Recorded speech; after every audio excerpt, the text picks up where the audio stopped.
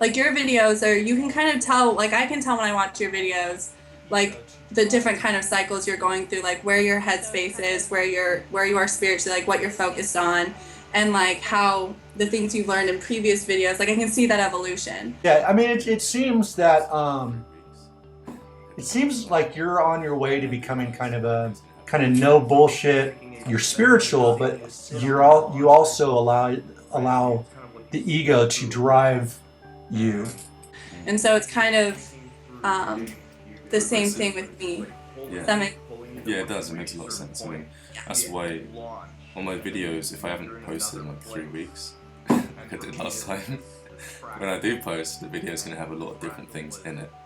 You know, you're not like a sit on the mountain type of guy. You know what I mean? And you seem to kind of have like a sense of humor about the whole thing too, which I bet it must be kind of a pain in the ass to talk to people that take it so seriously that it kind of loses a bit of the fun. Is it on? Oh, hey Josh. Going. It's going good, thanks. I decided to invite you here today to talk about what happened to you after you began your astral projection travels. After we went through our session and you started to experiment with it, tweak it, make it work for you even better. What happened? What was your experience when it came to you astral projecting for the first time? Well, to put it simply, I experienced the looking glass. And what the looking glass is for me is my body, right? So between combination of your method and some of my own personal like what I liked, I was able to put myself in a position where my whole body was perfectly still and I just allowed.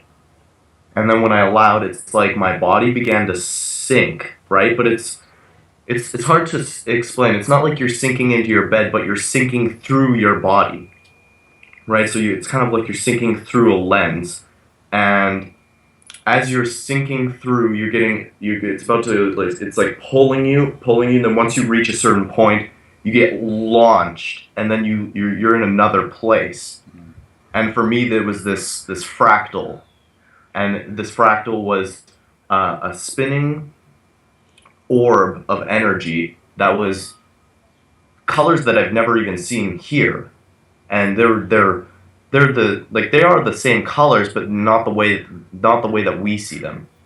And then when I went into that orb, every single bit of information was an infinite bit of information. So it was a pattern that if you went and looked at this part, you would zoom in and there would be infinite more parts to it. So then you could infinitely keep zooming in all around this whole orb. And that was definitely one of my best experiences I've had through it, and it definitely gave me a lot to understand. But I've definitely noticed, to make it work, you have to expect the unexpected. Like, you can't go into it expecting that it's going to be a certain way. Otherwise, you're just going to set yourself up for a trap. Yeah, like, for you're not going to be failing. able to do it. Mm. Yeah. Yeah, that's what I've been telling my students. The one that you just mentioned, where you allowed everything to happen, and then you went into yourself, that's step 10. Because the one on my channel is the 4 steps. But the one I'm teaching is like, I broke it Well, down into I 10 didn't want to steps. say all the steps because, Oh, you know. yeah, don't. I'm just saying, the way that you did it is perfect in allowing and not expecting the unexpected. Exactly. Otherwise, you can completely block yourself off of what your body's trying to do to get you into the astral projection state. And it sounds to me like you're going to the higher realms.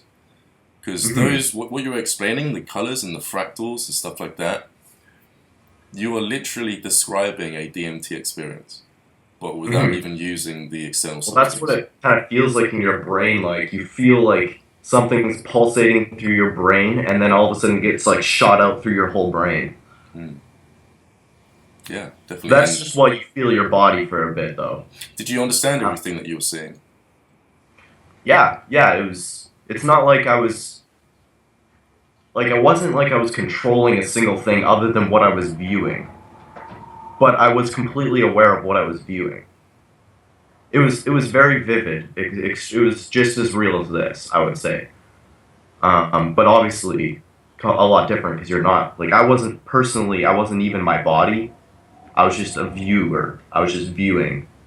It was just awareness. So, um, I had a experience last night actually, Oh, that's recent. which I didn't astral project, but I was in limbo. Um, and for me, what limbo is, just so we don't get confused, when you get into sleep paralysis and then you begin to just allow, and when you're allowing, you begin to like hear everything, and it kind of like music. Everything's going at like it's going in harmony with it. It's already in harmony, right? It's already perfectly in sync. But because we're so focused on one thing at a time, we don't actually get to hear the whole symphony. So I was like hearing all this vibration, and I was just sitting there allowing, and it felt like I was somewhat out of my body, but I was still in my body. And I couldn't see anything other than I kept seeing like flashes of light, but I could hear everything really, really well, and everything for miles around. And that's just kind of the things that sleep paralysis and just allowing like the experiences that it gives you is really, really beneficial. Yeah. Well, I do get a lot of people saying how they enter this sleep paralysis state. For you, sleep paralysis, I can't quite pronounce the word somebody mentioned to me yesterday, hypnogonic, something really... Can you say that word? Do you know what I'm talking about, that word? It's like a hypnogonic state, the state that you call it limbo. You refer to it as limbo. Yeah, yeah, I know what you're talking about because um, a lot of people are open to being hypnotized. I myself, I think it's more of like if you believe someone can hypnotize you, they can hypnotize you. Mm. For me, I just look at it like, well, I'm just going to hypnotize myself, right? Yeah. It's just a form of utilizing the software. Yeah. Like the hardware is the body, the mind is the software, and then the soul is the operator, programmer guy. Mm.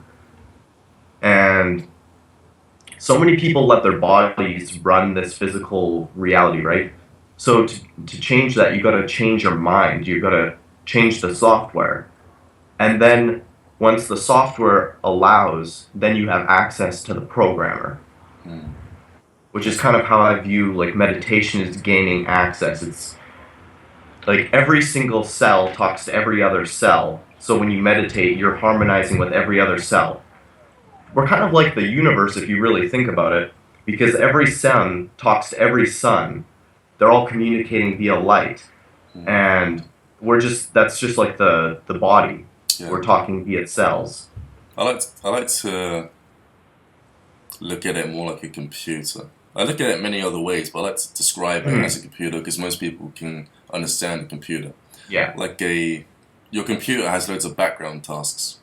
It's constantly doing Yeah. all this complex stuff which the viewer has no idea the computer's doing. Okay, if that person in front of the computer tried to play with the background task, probably break the computer and have to send it for repairs. But all they're able to see is what they're in control of. And when you go into these deep meditations, when you enter these theta states, you're able to unlock the background tasks of your consciousness and see how it is that you behave, see how it is that you act, and you see how it is that your body and even your organs are all listening to each other and this massive symphony of creation, you know? Yeah. Turn one thing off, your body will die.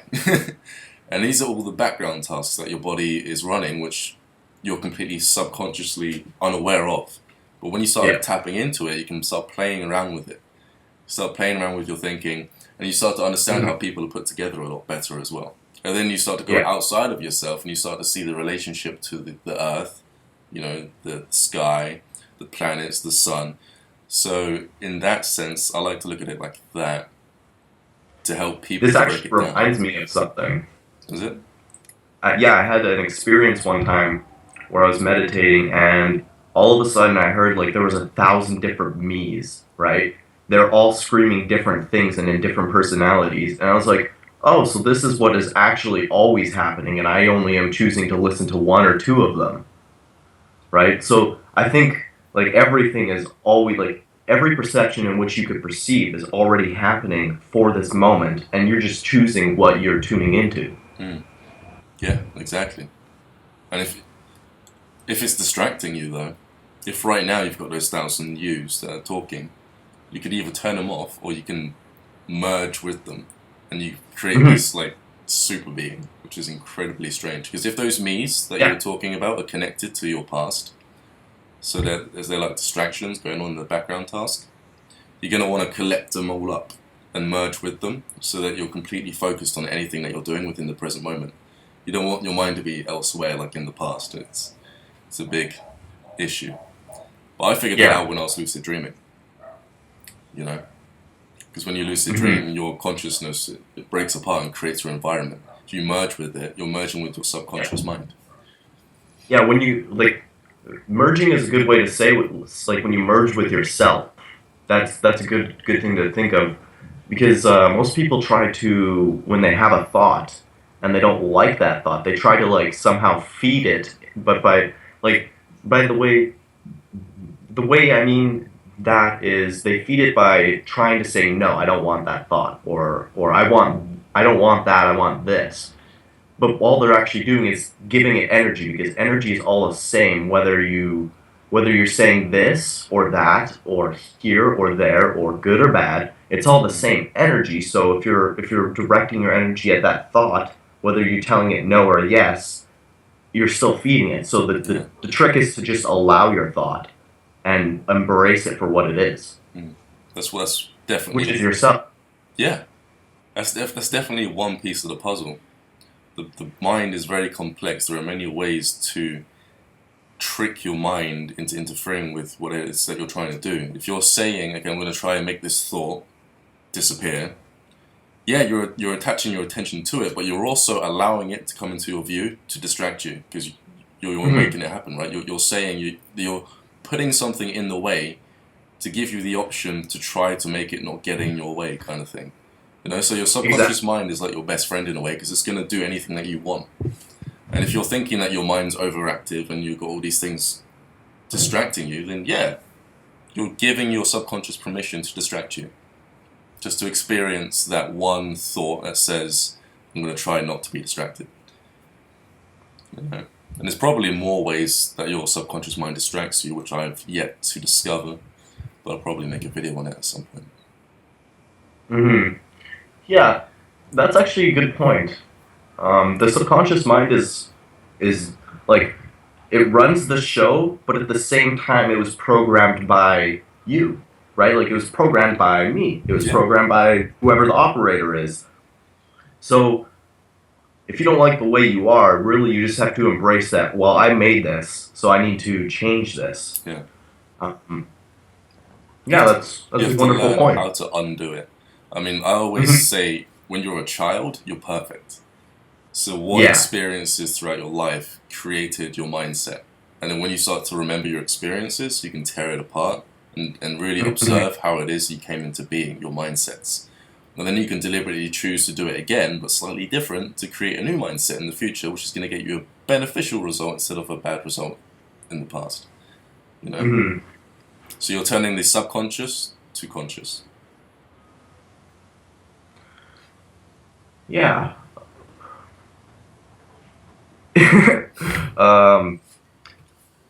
I don't know. I've had these dreams lately where, because I always ask myself a lot more lately, especially like a lot lately. I've just been asking myself, what is real? What is real?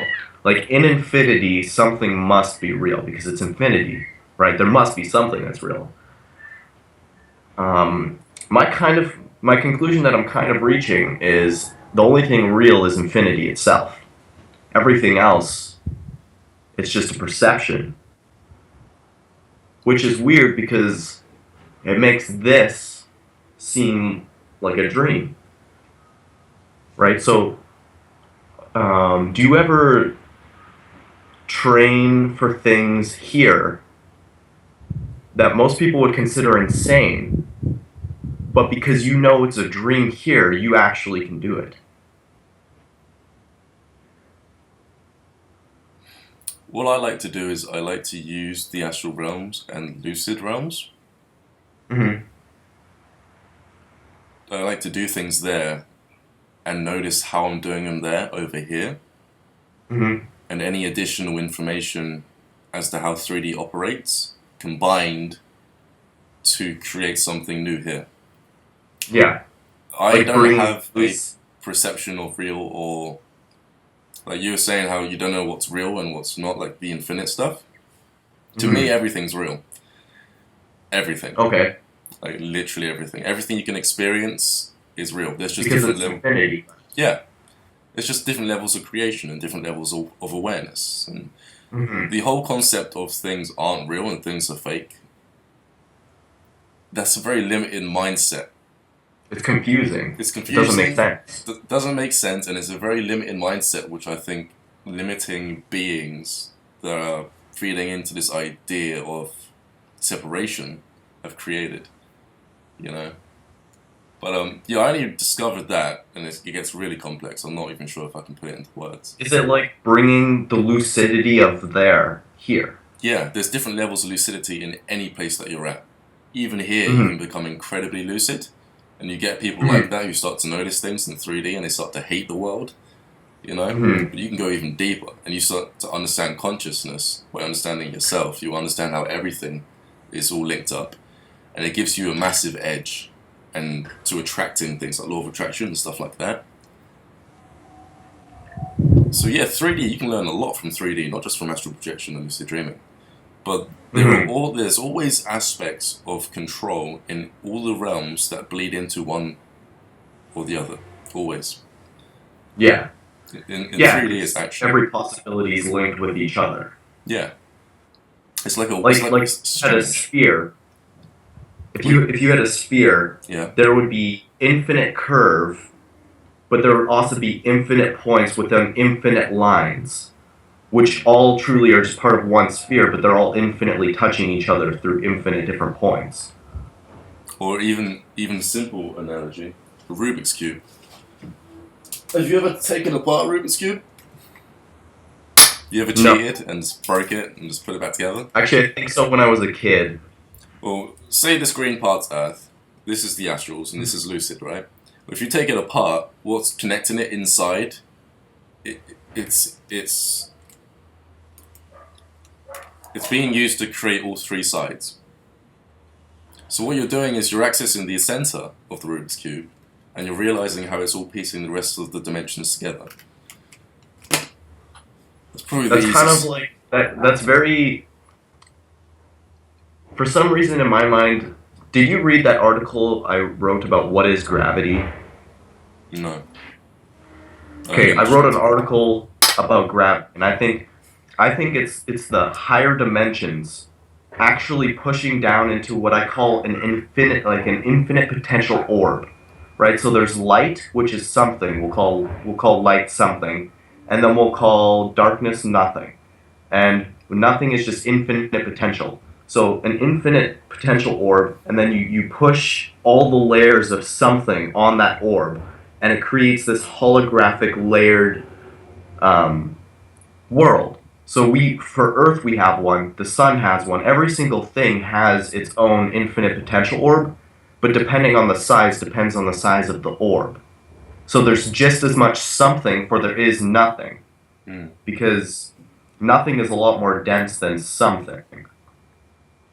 Which is really hard to understand unless you understand what something and nothing really is.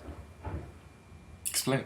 Because a lot of people don't think like, oh, that's just nothing, right? But nothing really is something. Yeah. Because nothing not actually exist if there is something. Yeah, I get it. Yeah, definitely.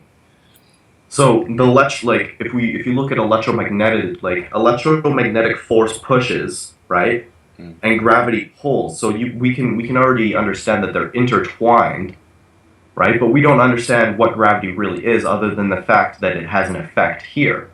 So I think gravity is actually just the higher dimensions of something pushing all the layers of reality onto the orb. Yeah. How would you turn it off? Right?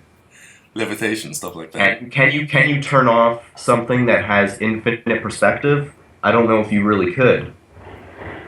Because we're too infinite, right? We're so split up that if it's off for you, who's to say that it's not on for someone else? Like, you could perceive it as off, but it would still be on for someone. Yeah, definitely. I get that.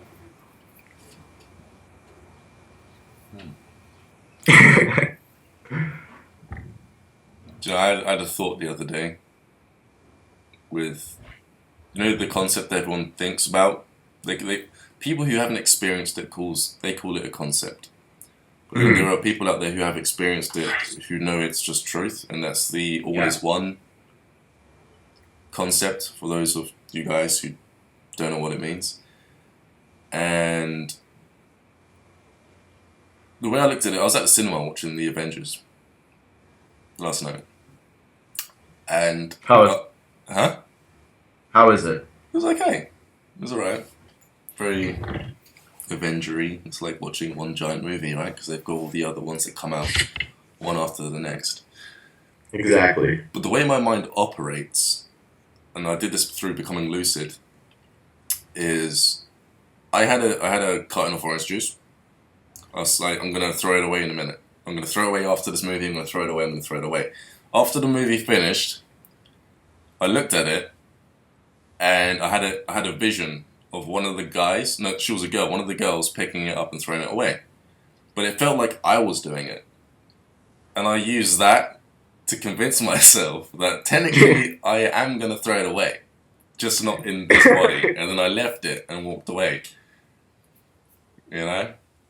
And I don't know if that's good or not. Well, that's like every human could use that excuse and be like, oh, I'll get this later. Yeah, but it depends how you feel about it. We'll get it later. It's like I said with the concept thing. It depends how you feel about it. I literally feel like obviously I am connected something like with that everyone. doesn't matter, you know. Yeah. Yeah, something like that doesn't really actually matter, but I think if more people, like, when they're walking, picked up like even a piece or two of garbage, then everywhere would be so much more clean. Like, it would be so much more cleaner, and it would look better, and that'd be better for our mental, and our better mental would provide a better reality for us, and a better reality for us leads to a better reality for every neighboring version of us in this very separate world. Do you know, it's funny, when you pick something up and throw it in the trash, how quickly it just goes somewhere else. You know there's someone else doing the same thing. You ever done that? Like, you've done something good or something normal, which other people perceive as good, but you're just doing you. And then, really quickly, you'll see someone else do the exact same thing. Mm-hmm. Yeah. You know? And then you feel like, you get a feeling, it's like, that guy's doing good. You know, he actually cares. And then you rewind back to when you did it, and then you see how other people may have thought when they saw you picking it up. Yeah. It's like the Coca Cola commercial, or it's some sort of drink commercial where someone does one thing really nice, and then they show a view of someone else watching them, and then all of a sudden that person's doing something nice, and a continuous cycle of that throughout the commercial. Very similar to that. There's truth in that. It's a ripple effect. That's what it really is. It's like leading by example. You do something good enough, everyone else does it. But it's like a natural thing, right? That's kind of why I think politics will never actually work to solve anything in the world, because they can talk all day and they could really have amazing plans to change the world, but until we culturally change as people, like, the culture has to change, not the government. Like, the people, like, if people started caring about that stuff instead of, like, consumerism type of things, then we would start shifting, and then the government would automatically have to react to that, right? So if we wanted solar instead of oil, and we started buying solar instead of oil, they would subsidize solar instead of oil. Yeah. Like, I don't know, everyone just complains about how the world is, when really it's more like, well, we are the world. Yeah. It's not going to help complaining about it. Sure, we can talk about it and become aware of it, but it just seems there's so much overdoing with that, right? Like, oh, we're going to have to look at every terrible event that ever happens on Earth, which is a lot every single day because there's a lot of people on Earth. Instead of trying to focus on things that would actually, like, make our minds and make our communities grow in a sustainable and healthy way. I'd love to do that. Like, I look at buildings nowadays and I think, why? It's just a building. Earthship. You can do so much with a building. Mm-hmm. You know? You can I redirect. plan on... Say what? I plan on making an Earthship, which is it's a building made out of literally earth, and you can make it out of tires as well, because we have so many tires that we use that get a tiny little hole in it, and then all of a sudden you can't use it for air. But you can fill it with dirt, and it makes an amazing wall, and then you put this plaster on the outside of it, and it looks like a normal wall. I've seen that. And it insulates itself. It insulates itself, and it heats itself. You can produce all your own food. It deals with your own waste. And that will last a hell of a lot longer than one of these houses, because one of these houses will just rot to the ground, and that will just stand there for thousands of years. Ancient cultures have houses that are made out of adobe and stuff, and they're still standing. Yeah. You would never see any of these houses standing 1,000 years from now. They would all rot to the ground, and there would be nothing left. I like the houses that are carved into a cliff. They're nice. Like, yeah. It's just such a good use of space. Silly. Like, the way I see it is, our generation is like the first generation to really begin to see the effects of global warming and really see the changes that are happening. And for me, especially in Saskatchewan, I really see this because we have a really weird weather system here. And literally 2 days ago, 3 days ago, there was nothing. There was no snow, nothing. Then one day, 2 feet of snow came. And then 2 days later, it was plus 20 out, and it was just like a summer day. It's crazy weather. Was it you that posted that on Facebook? I saw something Yeah. where there was like an image of one person in paddling pool and the other was a snow. That's real. That's a real image of what actually happened. That's not even a joke. That's like actual Saskatchewan weather. But yeah, we're the last ones that can do anything about it too. So wow, I think remember talking. I was in a conversation. My last job that I had in the hospital. Somebody mentioned how nothing was going to change. It was someone on the last generation, someone who's like your dad's age or my dad's age. And I got really annoyed at what he said. I said, well, nothing's going to change if you don't do anything about it. You know, because you're alive now, so you have the power to do something in the now to change the future. And I said, there's people like you who, in the past, who thought the exact same way, which is why nothing's changed. You know? Exactly. Like for example, if a lot of the younger generation started shifting to this, which it already is, the change is already happening. We're already going there. But like I'm saying, if more people go there, then I'm like, you can already predict what will happen, right? Like they'll get a point where the sustainability is so amazing that they're gonna just try to fill up as much sustainable as they can, and then they're just gonna let like what is still here, they're gonna let it collapse on itself, right? They're just gonna let people fend for themselves. It wants to dark in it. But there's still plenty of time for people to be like we still have the chance to be sustainable, right? We can still all move towards that. Definitely, like what I was saying with the buildings. We can't wait for it, right? We can't wait for some sort of technology to come out or anything like that. We have to be part of the drive. Yeah, you have to create it. You can't wait for something to happen if you're not doing anything. So this doesn't make any sense, period. You know, it's like waiting for a job and never applying for anything. You know? Yeah, exactly. What's going to happen? But with the building stuff, I always see massive buildings and think they're taking up a lot of space using up a lot of resources and they're not benefiting anything.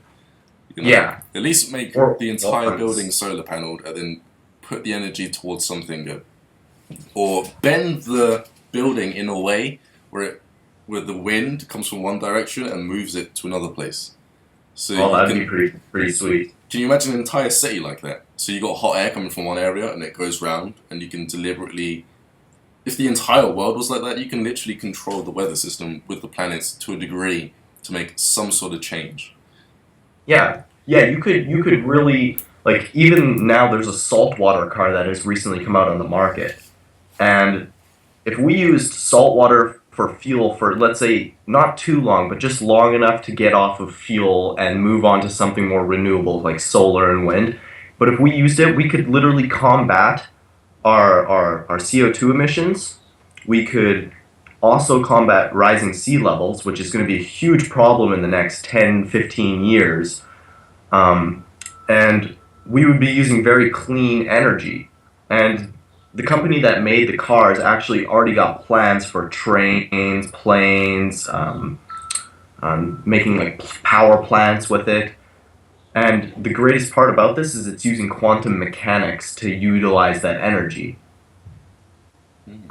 So this is wonderful stuff happening. And most people don't even know that we have a saltwater car out because we're so distracted by our daily lives that we don't realize, like, we could already save the planet if we really focused on it. If we really honed in, we could do it. Within, like, what's the average time to build a building? Like a year or two? Year or two. So if everyone in the entire planet, within a year or 2 years, did anything they could do, you could turn everything around really fast if everyone actually got off their asses and woke up.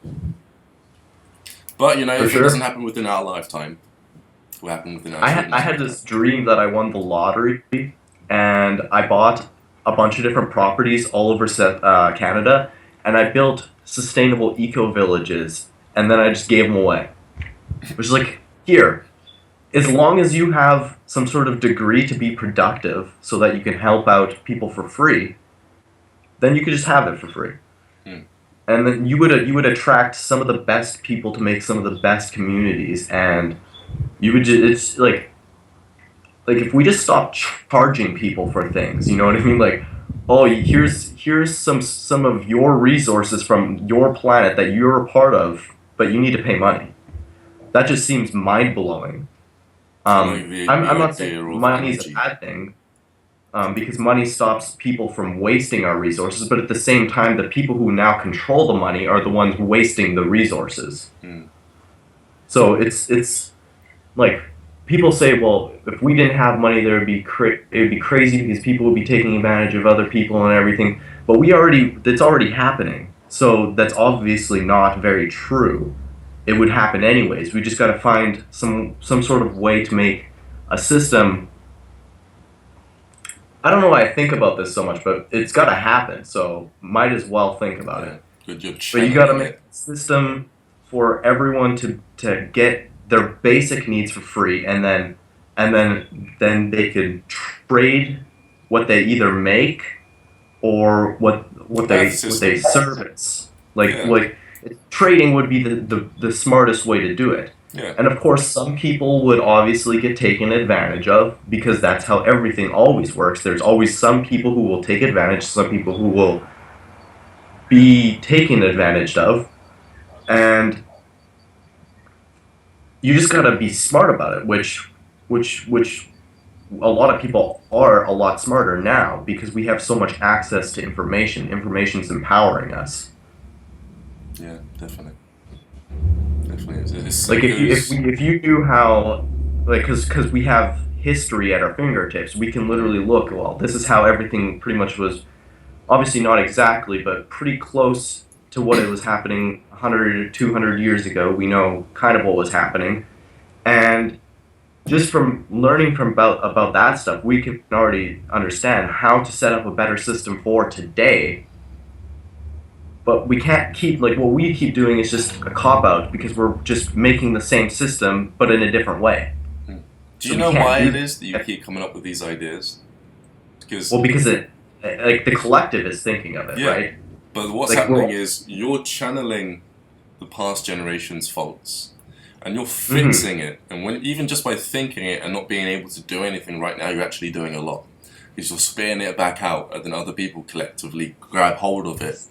So you may channel an idea that's going to change the world, and just because you're not doing it doesn't mean someone else won't catch that idea, who's in a better position, who has the money to do it, and who actively does something to change the world. If you actually took like an event and you collaborated with like, say, 1,000 people, maybe you might not even need that many nowadays, like a couple of hundred people, and you just meditated on it and really channeled it and have a proper debate and spat it back out, that's going to sway the collective on the unseen realm, what people can't actually see. And you're going to see change happen a lot quicker. And I think through the internet we can do that on purpose. Speed things up. I think we should do that, actually. We should set up some sort of, like, common meditation time, like some sort of group meditation time once a week, where we could all come together, and maybe once a week we'll pick a certain topic, a certain thing that we can meditate on. Yeah. Just that, like, that would be actually, if you were, like, that is a really good way to help the planet, and it also is a great way to expand your consciousness. Definitely. I mean, if you, I think a lot of people would be interested in that. we could tear it apart. Like, we can really, because when I meditate, it's not like just sitting on the beach kind of meditation. No, this is some advanced psychological stuff that I deal with. If I spit out those concepts and those ideas and what it is I'm actually doing within my mind and teach other people, that just speeds up things a lot faster, because a lot of people are stuck in that mindset that says that you have to lay down and imagine yourself on the beach to meditate, and they're cutting themselves short of everything else that they could be getting into when it comes to altered states of consciousness, which actually deal with the most change. So if we were to do that, we'd have to teach people, or at least share ideas, because I know I don't have all the ideas to meditation. Consciousness is a very big thing. But we would have to, like, communicate with each other and literally teach each other all of our unique individual ways to enter these states, to the point where we become one team of like a super brain. Yeah, it's already happened do the too. meditation. Yeah, It's already happening. The internet, it's like self-forming itself.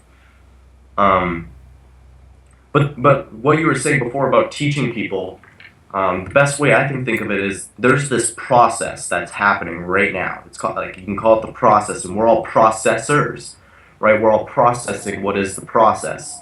So if we can get better processors that can process information correctly, then there's not going to be this backup of information, because there's all this cloudy information on Earth because there's not enough good processors, right? There's a few people who can really process information, and they're really good at it, and they clean the area of information or energy around them. And I think most people just have a virus.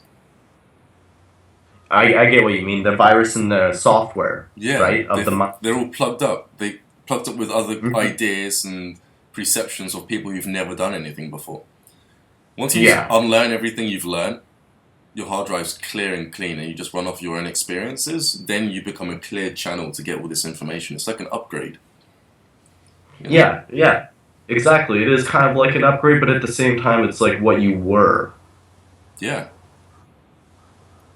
Exactly. Like when I went to, like, whenever I have experiences, it never feels like it's exactly new. It's more like I'm remembering.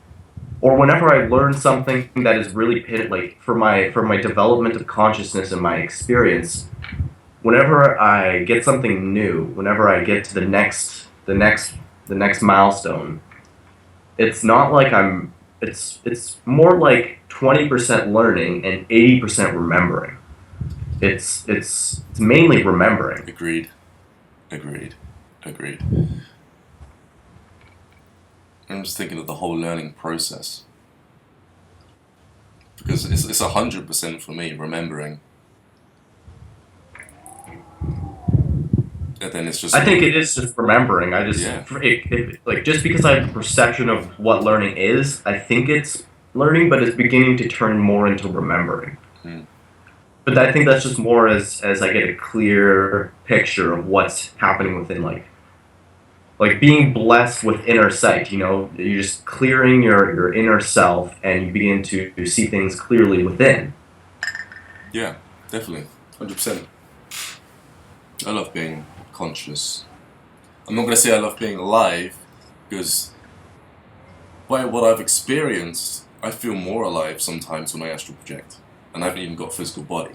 So the whole concept of life and death to me doesn't actually make a whole lot of sense for me. Life is and death is life. Yeah, there is no separation, like, period. Yeah, like even if when you the die body here, is, you just wake up somewhere. yeah, waking up somewhere. What do you mean? You kind of broke up a little bit. Like if you die here, you just wake up somewhere else. I've heard of like if you ever die in a dream, it's not like you actually die, right? It's like, oh, you die and then you wake up. I thought of that once. I had a dream when I was a kid, and I fell down the stairs and broke my neck at the base of the stairs. And I wake up here, like, it felt so real. I thought that was either astral projection, or I actually died, and for some strange reason I'm back. And I've had ones where I've crossed the road and I get hit by a bus and stuff like that, and I'm awake in my bed. And I only had that thought once, that what if it was actually real, but I'm doing it again as a second time, like a second chance kind of thing, Yeah. Yeah, like that one possibility just happened, and you could have been that possibility, but you're not. You're here. Yeah. That's cool. What you were saying about just slightly earlier about, oh geez, it just slipped my mind.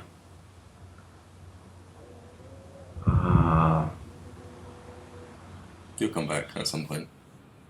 I'm sure it will. So we're talking about buildings, collective consciousness, astral projection. Oh yeah. Oh yes. Thank you. When you say you feel more alive, for me, I think I kind of know what you're talking about, because I had a dream that was more real than here. Is that what you mean? Like more real? Like it's more real than here? Yeah, not physically alive. I mean, like, state of consciousness, state of being. Like awareness. Awareness, yeah. That to me is life. You're such a high awareness. Definitely. I've had that, but like the dream. One time I had a dream, and it was more real than here, which is like, unless if you've experienced it, it's almost impossible to describe, other than saying it's literally just better visuals, better sound, better quality of every single sense, and it's just better. It's just and more light's real better as well. Colors better, everything. Yeah. It was incredible, because like ever since I had that dream, that's why I started questioning what really is real. If I can have a dream that is more real than life itself, then what is life really? Definitely. I only came up with the life thing. Because some guy asked me, "Do you have a life?" He was trying to have a jab at me in one of my comments, and I said no. I didn't say no as in I don't have life, I'm not doing anything. I said no as in, like, what your version of life isn't life. Like, the astral projection and consciousness and going through these dimensions and doing everything on every plane of existence and thinking of them as one experience, that is life. And life is eternal. It's not something that can be ended by getting hit by a bus or being shot in the head. It's not that simple. It's not that easy to escape consciousness. You're always going to be aware at some point. It's like you're in an existence where you're going through cycles of lucidity and unconsciousness, no matter what body you're in. It's kind of like, if anyone has ever done a psychedelic, like if anyone watching this has ever done a psychedelic, life is nothing but a trip, right? It's just a trip. You just are going. You're just going. That's as simple as it really is. Like, there's no stopping this trip. This trip is unstoppable. You can't stop infinity. You know what I mean? It's just gonna go. It's like, you could say that infinity, like, you can't even really say this because infinity is infinity, but like it's like an actual trip. Like, you never expected yourself to trip and fall on the ground, right? but you never expected to trip out. You never expected to be in the middle of infinity, right? Like you never expected that. No one really expects that when they're asleep. That is. But then when they begin to wake up, they're just like, well, it's so obvious, right? How could there be anything other than infinity? How could there be anything other than just movement? How could there be anything? Like, even if you try to go before, like, relativity, before, like, when there's just one thing, if you even just try to imagine that, it doesn't make a whole lot of sense, right? So, like, to think that there's any sort of, like, ultimate stagnant picture of what is seems kind of silly, because that's not what this is. It's kind of a distraction as well, trying to think about how you created rather than what you're actually supposed to be doing in the now. You know, that's a massive distraction. You'll just stop moving. Your development will stop, your life will stop, you'll stop developing consciousness, because you just won't be asking yourself future questions, nor will you be focusing on the present moment when it comes to how you're thinking. So you really do stagnate and stop everything, especially when you're trying to figure out something you just don't know anything about. Yeah, the greatest part about living is literally when you're in the moment and you see something and you just ask yourself and you get a very deep response and you understand life so much deeper just because you're literally remembering or learning from what's happening right in front of you. Because that's the best teacher. Observation. Yeah. Yeah. Like I love walking into rooms full of people because it's great watching how everyone is reacting and how everyone's in this weird like hypnotic cycle of them doing this weird sort of like, it's kind of like they're all part of this one like soul or something that's like part of this weird dance. Like they think it's real, right? They're dancing this real dance. Right, but really, they're just doing this weird, like, it's like they're all one person in it, like, yeah, it's like a, they're I call them all spirit different clouds. people, but they're all doing the same thing. Yeah, I call it like Like a spirit same clouds. way, they're all different people. Yeah, It's kind of same weird. way, same consciousness. Yeah, they're clouds. I call it like clouds in the Ethernet, like Wi-Fi. Oh, yeah. And you can put a cloud over a group of individuals that are unconscious. They'll start channeling the information within the cloud. Then they'll start acting the same way, talking the same way, interested in the same topics, stuff like that. You know, stuff like, yeah. I call it That's like how if you're a really aware person and really, really connected and you're really good at your own energetic boundaries, meaning that you can't let anyone stop who you are, then, because I know that's a big problem with a lot of people. Yeah. They collect other people's baggage. Yeah, they don't want to do that. The Yeah, way no, to you stop that is definitely to don't understand do it. that. Yeah. But what you can do is spread your own information. And it might not really, like, they might not get it, but they are getting it, right? Yeah. Like, they're getting, and they're getting a lot of downloaded information, and they may only be sifting through this stuff for now, but your information's still there. So one day, then they all of a sudden they're going upon that information in which you put to them. However, they might need it for If I was to do that. a group meditation, if I was to invite someone around my house for a so-called healing, what I would do is, because I can notice that, I was at a cinema yesterday, right? Sat in the middle, I could feel everyone's cloud, and I can feel it. It was like a donut. I was in the middle of the donut, and everyone else was just smothered in the donut, right? And I could proper feel it. And all I did was I raised my own energy by focusing on myself and what made me unique. And it's like an explosion, and I just grew really large. So if I was to do a healing, I'd have to sit next to somebody, block out all of their vibes, and just increase mine to the point where I overwhelm them. And then what's going to happen is, over a short period of time, maybe even a week, their personality is going to change. And you can tell the way they start thinking is differently. Coming up with new ideas starts to change a lot better. You know, I think that has a lot to do with what I call the neural network. And I made a video on this, and it's the energetic neural network. And if you can vibrate at a certain frequency, your frequency begins to go through every other frequency that you see, right? So there's this network of energy that's flowing through everything, right? And when you begin to tap into that, when you begin to raise your vibration, you begin to tap into this network that is literally flowing through everything. Even the lower vibrations, just goes right through it because it's so fast. And when you tap into this network, you can really alter the way things are happening around you just simply by going through the network and really focusing on what you want to happen. Because the network is really, really happening through it already. So it's kind of like... Yeah, it's the network behind it is creating what's happening in 3D. Exactly. It's not like we're not the manifester, we're the manifested. Yeah. So if you want to manipulate the lottery, we are the manifester at the same time. If you want to manipulate the lottery, you go through and find the thought form behind the manifested, and then you bring it towards, and you attract it. And then what's going to happen is you're going to get a series of events, a chain, a ripple, a domino effect, where you become more abundant in that aspect. You know, but you need to be operating at a certain level of consciousness to even get that information. And if you're greedy and stuff like that, you can't get that information. It doesn't work. It doesn't always work that way. Every now and then you get somebody, for some reason, wins the lottery that shouldn't win it. But some people, you actually have to learn how to do it manually and tap into the background task of life in 3D.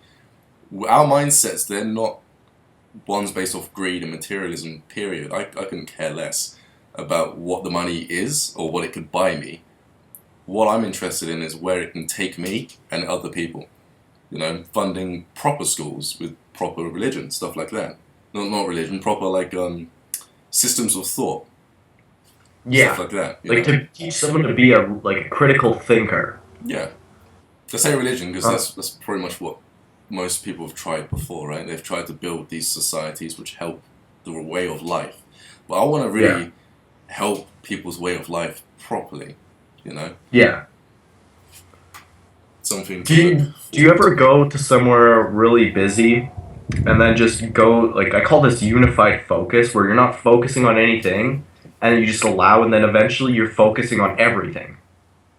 And I like doing this in a busy place, because then all of a sudden you can see, it's like you're seeing through other people's perspectives, and it's like you can see where people's limits are and where they're limiting themselves and why their perspective is the way it is. And it's very interesting because some people see things completely different than like I see it, right? So, for example, my dad, he had seizures, and he had like a lot of problems with his brain. So things are very loud to him. And the other day I looked through his view, and everything was super bright, right? Like all the light coming through the windows were super like detailed and super bright. Like it's like he was seeing light itself, and everything else was super dull around, like inside, but the light coming through was just really, really bright. And then I asked my dad, is reality like really bright for you? Is it kind of like hurt your head? And he said, yeah, that's what's really the problem. Like everything's really loud and really bright, which is really, really cool that I got to see into that view, because it helps me understand more. Which really, really, like, empathy, pretty much understanding what someone's going through, really helps you connect with that person a lot more. Yeah. Which connecting with any person really helps you connect with yourself, because it's just a mirror. Yeah, I was just thinking, because people who are based on a 3D perspective can't access the information needed to experience an empathy, in a sense that you can touch someone and feel their emotions. Like you can feel it ripple through you. That's a whole nother level. You need to be operating on a whole nother level of being in order to do that. But then you've got another level of being, which is 3D being and empathy, where you look at somebody, you see visually their situation, and you recreate a feeling within your body to match what they could be going through.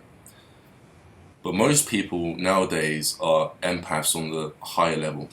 where they can literally feel everyone's energy around them. Like when you walk into a room and someone's just had an argument, and then you can empathize that way. Yeah. You'd have to be really low vibrational, 3D, narrow-minded, touch, see kind of thing, or way of thinking, to be the first one that I talked about, where you create the feeling, what you can see, to empathize that way. It's like if you get good enough at it where you can incorporate all the levels, right? All the layers. Yeah. It's like you're literally hopping into another reality, right? And you get to experience it for a moment and really see how they're seeing things. But that's the best thing. That's what I reckon would be the best thing. To be a master is to be a master at all states of perception. That's how you understand all states of perception in the first place, by going through it yourself. You know? And then that's when you can really do a lot of good, because then you can communicate to everybody on their level. And you become some sort of multi-dimensional, seeing, speaking, vibratory source of information that's... It's like a USB stick that can plug into every person's phone, you know, and download the one file, which is everything, which is awesome. Yeah, that really is. Do you have any good sorry, let me rephrase that. Do you have any videos coming out about downloading information Channeling? from channeling? There is one cooking up at the back of my mind. Recently, That's good. as I've been channeling, I channel a lot of objects. I can channel objects, I can channel clouds, I can channel, like the ethers, I can channel pretty much anything that I've currently experienced. My perceptions, I can channel quite a lot of things. And I've been thinking there's so many ways to do it. Yeah, that's what I'm looking for, more ways. Yeah. Like, the more ways you can do it, I think the better you can begin to do it in general. I do it on a day in and day out basis. And I've been thinking about making a film about it, a video. And I'm not sure to make it a really big film, like a good one where I'm going out with a camera and making all these examples, or whether Make it's it just me talking about it. Yeah, like a professional one. It'll go further that way, right? People can like for 3D people who can only perceive what's in front of them, I can make a visual representation of what it is I'm going through. Like the film Lucy. It's correct, but it's wrong. It's correct in the way that everything she goes through is possible.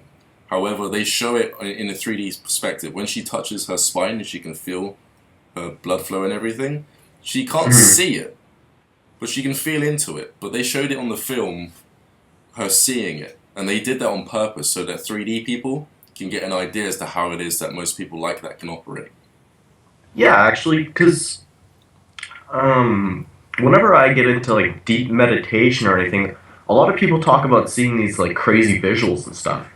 For me, it's more like I just begin to feel everything for like miles away, like just expansive feeling. There are ways to see things as well. When you clear your third eye, and you can properly activate it and you clear your third eye not by taking notes of like detoxifying stuff. You can do it that way as well, but I mean like the mental blockages of your third eye, or what you think's possible. They also serve as blockages to use your third eye. There are ways to open it so you can feel what you're feeling, and then you move the energy up to your perceptual awareness, and then you start to see visions and images. But that's very we can talk about that for like hours. It goes on. I might have to make a video on that. I was going to make a video on that with a collaboration with some guy, but he says he's busy, and then he uploads a video the next day, and it's like, okay, I'll do it on my own. So, But, yeah.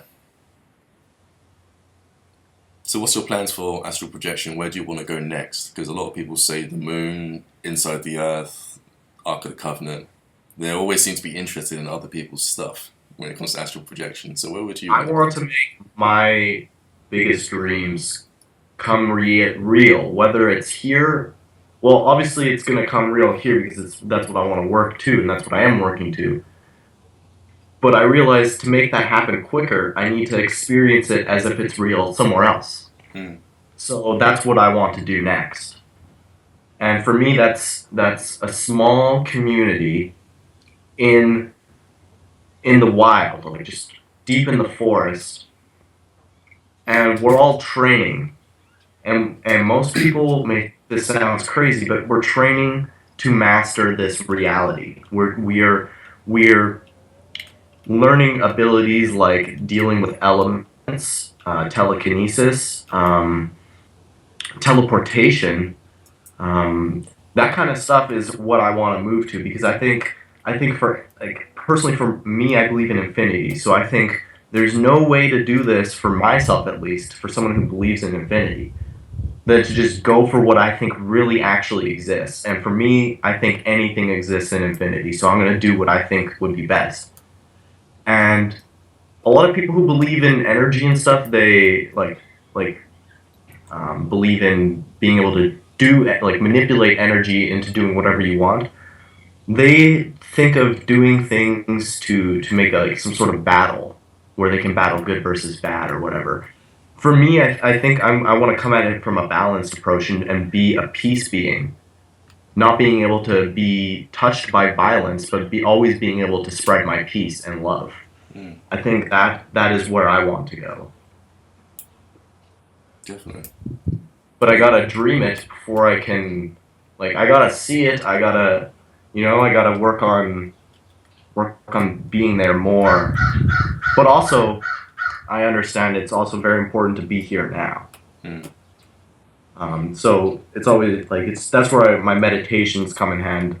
That's when I can take the time to work on that. Yeah, I mean, it definitely, when it comes to mastering this reality, it would make sense to focus on the now, what's around you, so that you can understand the Earth's problems, so that when you do go off into your retreat with the group, you can come up with solutions. And because you're not going to be distracted by everyone else, you can start meditating and channeling proper, pure energy as a group, and then spit it out into the universe, or into the cloud, the Wi-Fi. Yeah. You know? A lot of people talk about the Anunnaki or the Greys or the Pleiades or all these different multidimensional beings, and I kind of look at it like this: I don't know them yet. I don't know what they're all about, so I don't want to deal with that until I can truly handle myself, right? Sure, I'm always open to beings. I had a dream once where I was getting attacked by someone with a knife, and I was afraid of getting stabbed, and all I did was hug the person and truly loved him, and that changed the whole situation of the dream. So for me, I'm not really afraid of anyone, but I'm not going to waste my time by going to people I don't know. I'm not going to try and for a lot of people, they want to encounter these beings, but I don't know what these beings real intentions are. I don't know what they really are for.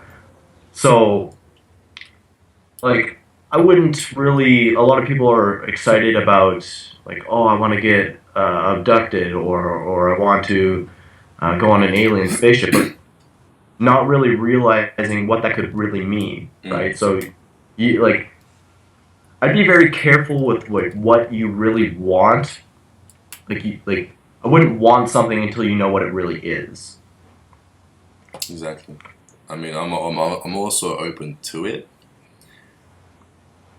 Yeah. I'm not saying I'm not open to it. I'm just saying so many people are attracted to that, and for myself, I'm not attracted to it. Yeah, I'm not attracted to that. I'm more if you're willing to, if you're a being that wants to teach me something that'll help me become a better person, I'm always open for that. And if you come across my path, that's obviously what you're doing, right? But I'm not going to go out of my way to find some sort of multi-dimensional being that I've never met. I don't know what its true intentions are. I've just heard some stories about. That doesn't seem right. I mean, the only times this happened to me... A lot of weird stories going on. There are a lot of weird stories. I mean, the only time it's actually happened to me is I've made them show me what it is they're trying to teach me, so that I can actually do it, and then I know that it's the right thing. I don't want somebody showing up and just saying, hey, this is how it goes, this is how this is done, and... Exactly. Because they could be lying. Everyone wants that daddy. They want that daddy to come and teach you. Yeah. No, I don't want to be taught like that. I want to be shown and remembered, because that's how I know it's going to be fact. Plus, in the astral realms, it's pretty difficult to conceal your true nature. Everything's energy, so if you're lying, you're gonna feel that off that person on steroids.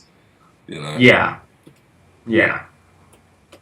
Speaking from That's personal definitely experience. true. It's happened. They've tried. They failed. Even beings here try to do that, but you can just sense it, just like, no, that didn't happen. Don't tell me that. Don't lie. Your eyes are brown. You have blue eyes, but your eyes are brown. Why is this? Definitely. Well, some beings, all beings try. I don't know. We try to show ourselves to be a certain way so that we think we can make an impact in that way. You know what I mean? Like it's like a distraction, right? Yeah, like we kind of try to here's like we're all in this dimension. Here's our flesh puppets. Here's my flesh puppet. Here's how I want you to see me. That's how a lot of people are like. Instead of just, this is my flesh puppet. Sometimes I'm an ass. Sometimes I'm a nice person.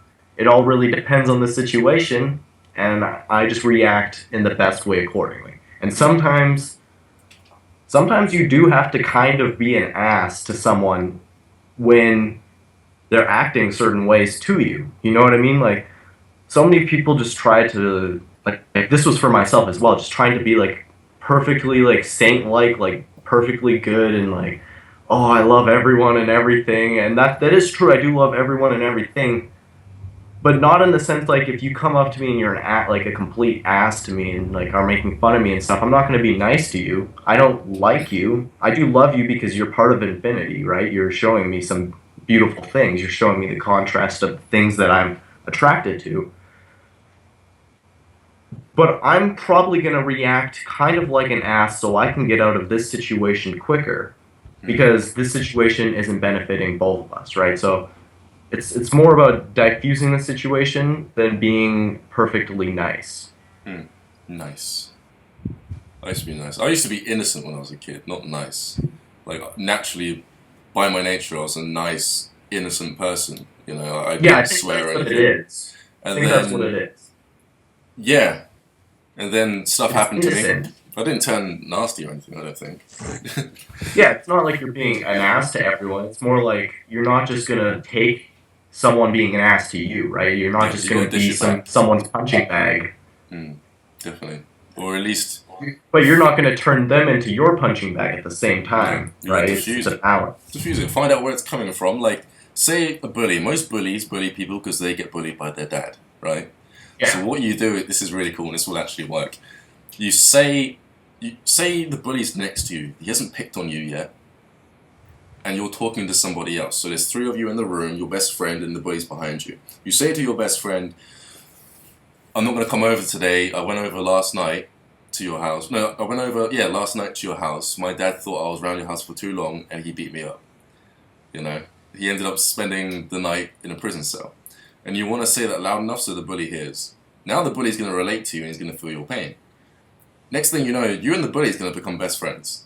You know? If you can find people's pain and you can relate to it, it doesn't give them a reason to hit on you, because most bullies, they'll probably only hit on people who look like they're having a perfect family, like a reunion kind of thing, situation. Yeah, you're so right about that. Like, acknowledging people's pain really, like, shows them that you are, like, someone who cares about people in general, right? Like, if you can empathize with people's pain, that's much more than someone's love. For some reason, people are attracted to someone who can acknowledge and accept someone else's pain. Because everyone is always willing to, like, oh, that some person loves doing this. Well, good for them, right? Everyone is all right with someone doing something they love, generally. Unless if you love killing people, then I guess you're out of luck.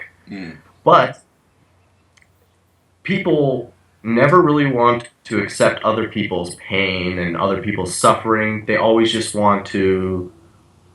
Either they want to focus on what they're doing, or on their selfish life, or there's many different scenarios. So I probably shouldn't even say that. Like, that's just too multivariable for that.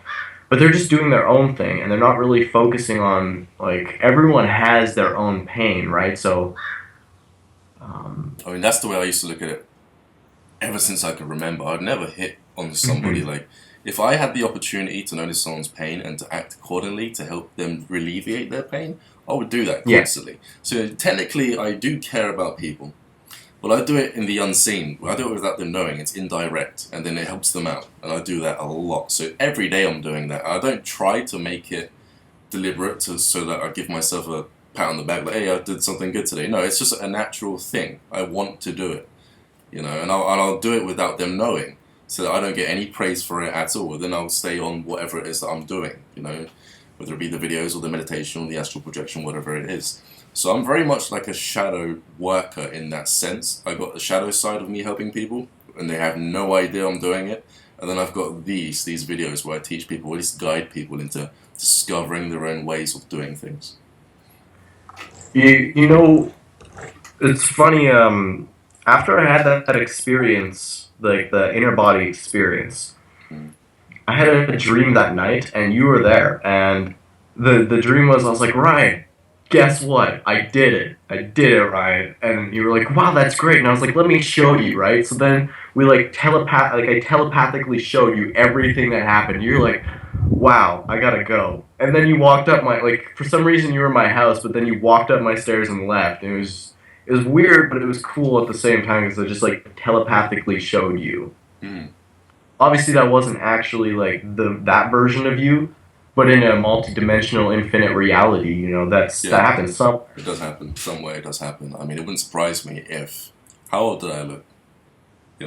You looked like you did about a month ago. A month ago, yeah. So it could have been any number of me's.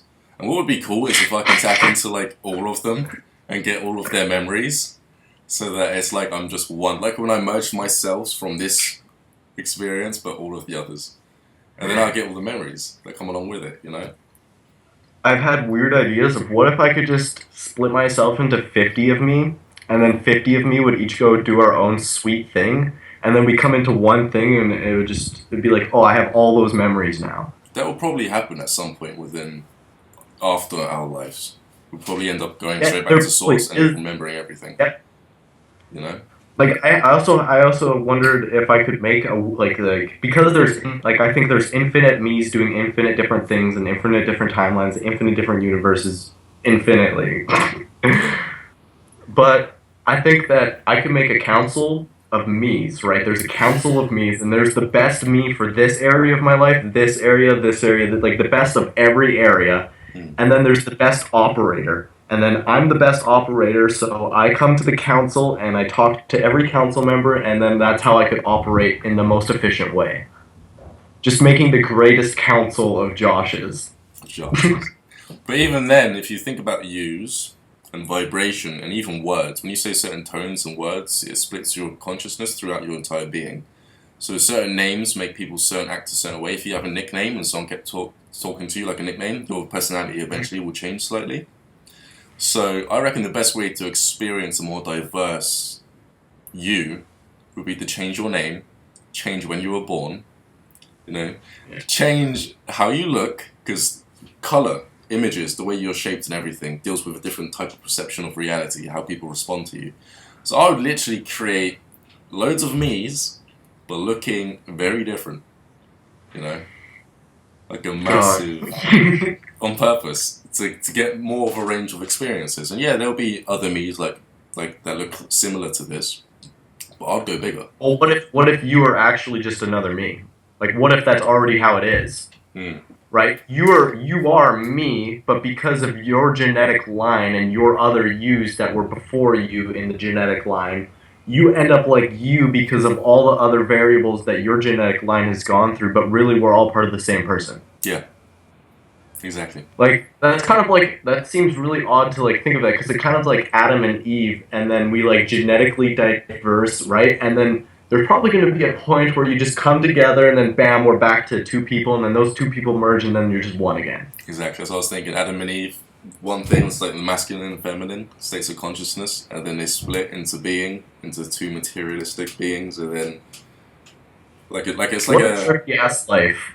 Yeah, it's a good trip. Definitely. We gotta watch out. I nearly ruined my Rubik's Cube. It took me 2 hours I to do have that. one downstairs and I haven't finished it yet. 2 hours. So I've been doing like days. days? Oh, you can't just figure it out on your own. You have to YouTube it. That's the secret. YouTube? YouTube. No. Yeah. I believe my subconscious can do it. Really? You're going to have to channel other people then who can do it already. That's alright. It's not like we are doing anything new anyways, as there is. Is there anything that is actually new? Is anything new? No. Or is everything just being remembered and it just seems new? It just seems new because that's the way most people perceive it. You know? You could take information from a different timeline, channel it, and create something that appears new, but like 20 years in the future, it's already happened. You know? I should talk to the version of me that's lived for 100,000 years. He's probably got some good knowledge. I haven't thought about that. What if there's me's that have lived forever already? I'm already forever.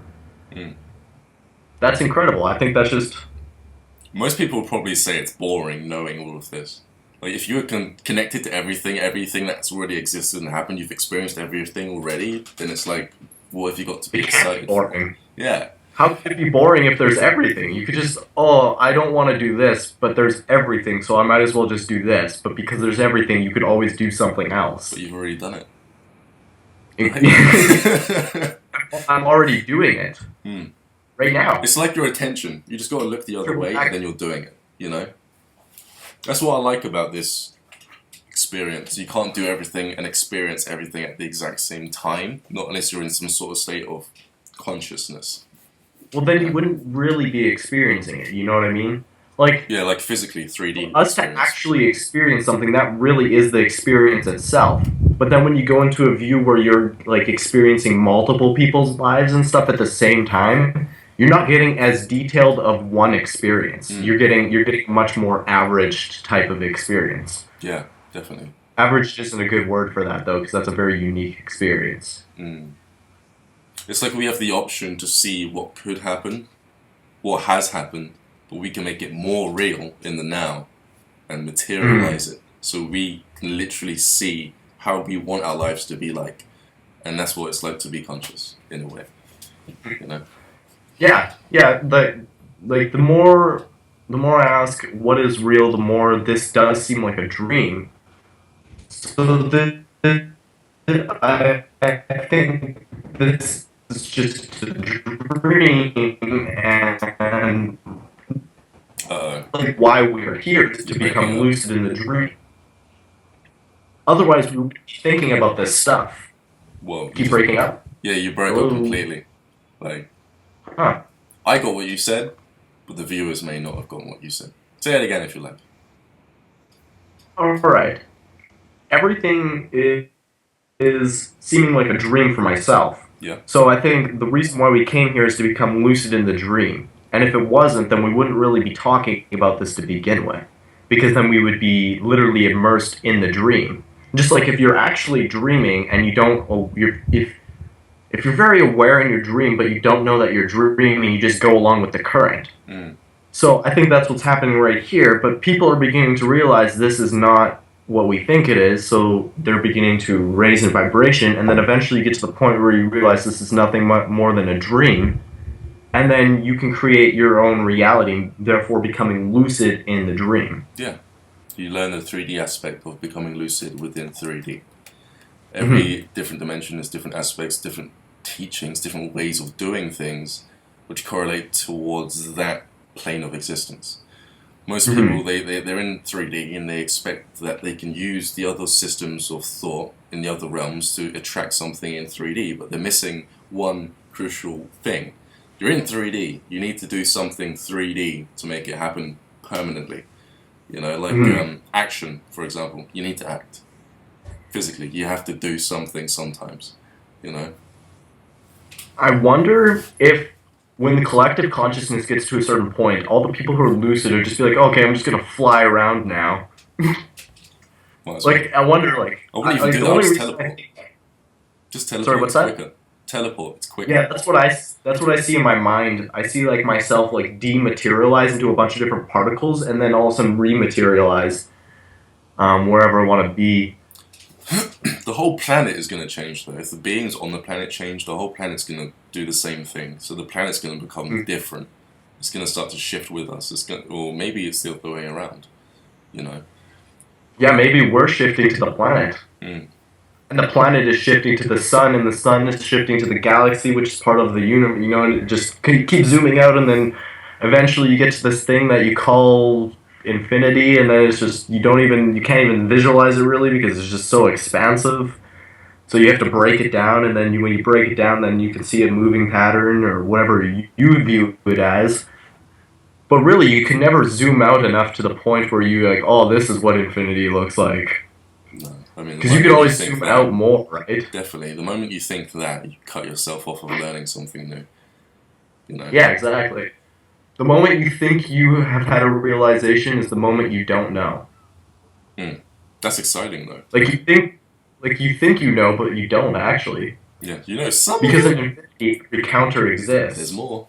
There's always more. There's always more, and that's what keeps me excited for the future.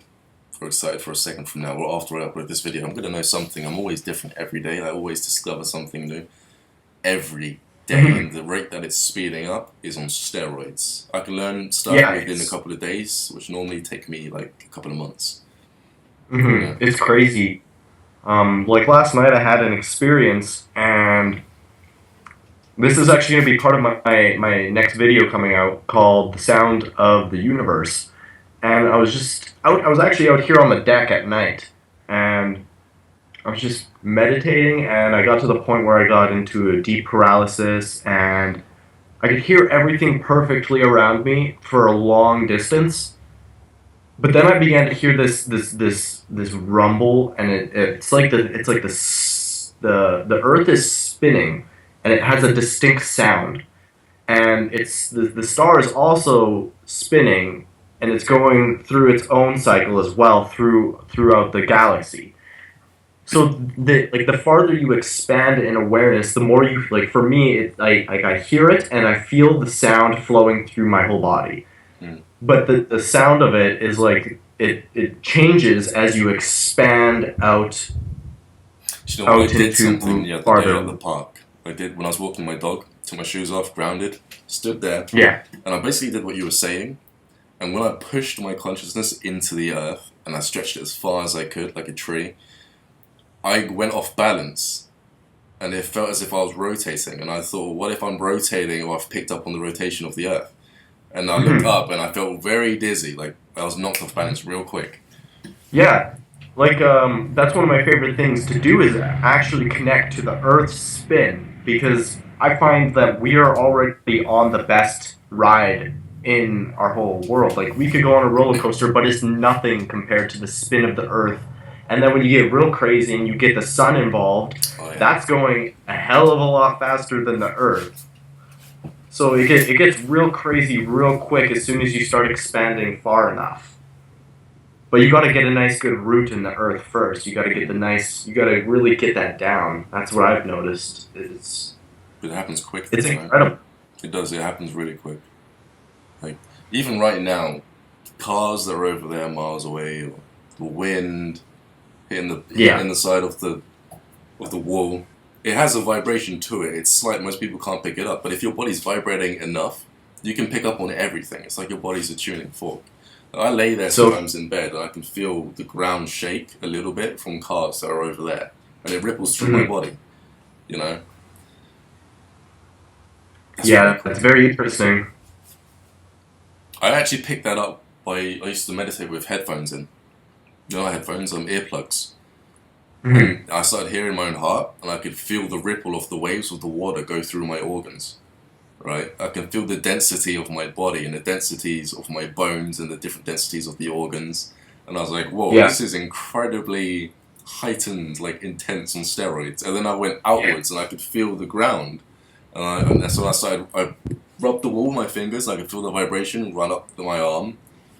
Yeah, I've had similar experiences. Actually, it's very interesting when it's like you literally are becoming one with your body, and you are your body, and you really understand like how complex this really is. Like, there's all these vein networks that are always constantly pulsating and feeding your cells, and all your cells are communicating, and all your tendons and muscles are all coordinated with your brain and your brain's all mapped out so that there's a operator and there's background programs. And do you reckon that's what the light body's like?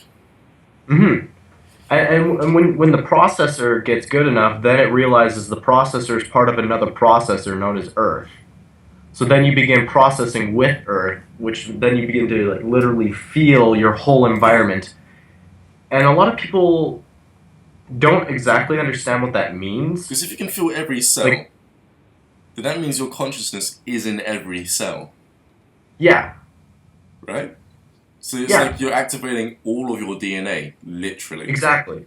And the more you do that, the better you're able to think, and the better you're able to perceive different states of reality, like literally. Mm-hmm.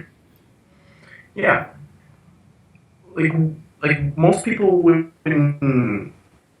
for myself, before I began experiencing these things, I feel my environment, right? Not like this. Not like I could not really distinguish the difference between feeling like obviously it's a different feeling, but I could feel a chair just as much as I feel my body. Or I could feel like that is me, right? Like you could like that detail of feeling is actually accessible, but most people don't understand that it's literally that detail. Like you are that can, you are the floor, you are the earth itself. If you really tune into that feeling.